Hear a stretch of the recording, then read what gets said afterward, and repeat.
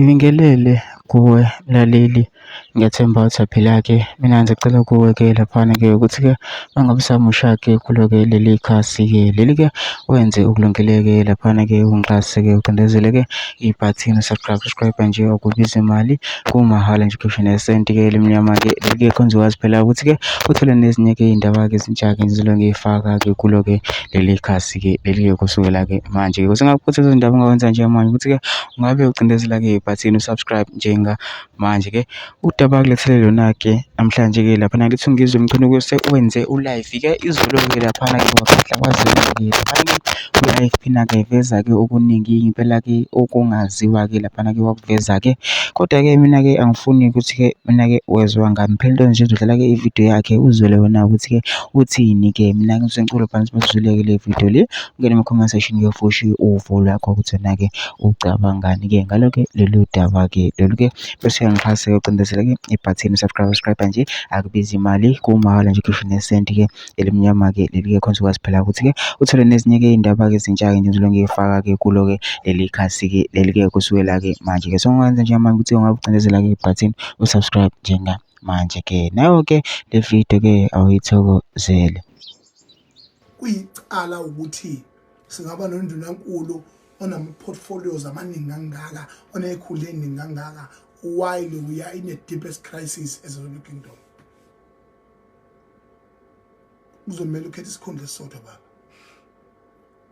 It's either undunankulu noma u-MEC noma you are a politician noma umfundisi. Awukwazi ukuba nje.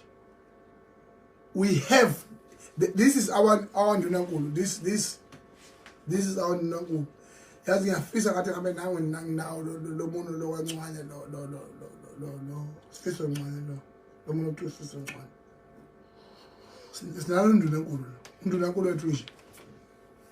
Then-ke sibheke ephike nje ngozolo. Sibheke ephike ngozolo. Sinomnumzane lawo umzi wakhe. Sinomfundisi Thula Sizwe Buthelezi. Sine political head ekuthiwa uThula Sizwe Buthelezi.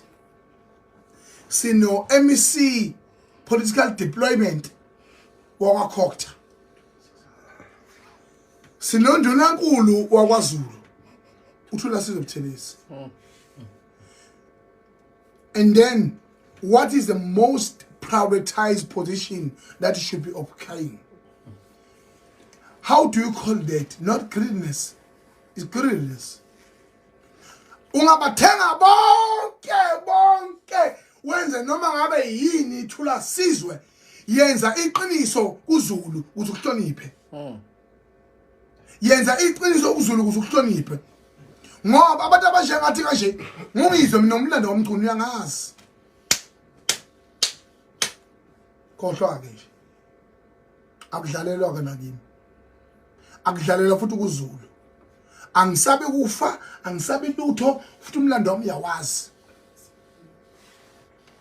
Uyohamba ube isikhukhukazi hambe uyofukamela amaqanda. Lodwa eliyo utshwa phansi kwephiwo lithi kugelezele emfuleni. Ngiyakutshela mina. Ngiyakutshela.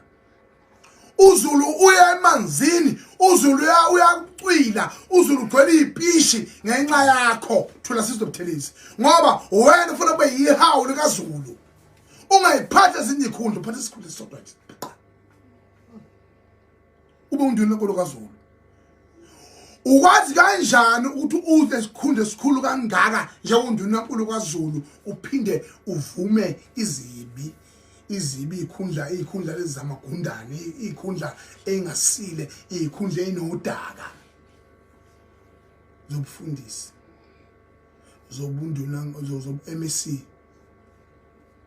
Undunankulu ongaphekwe into zonke uyena ongabe ubizwa MEC, ahlala la MEC, athi hlala la umfundisi bani, hlala la sibani bani. Kodwa wena uyiyo yonke le nto lena kuse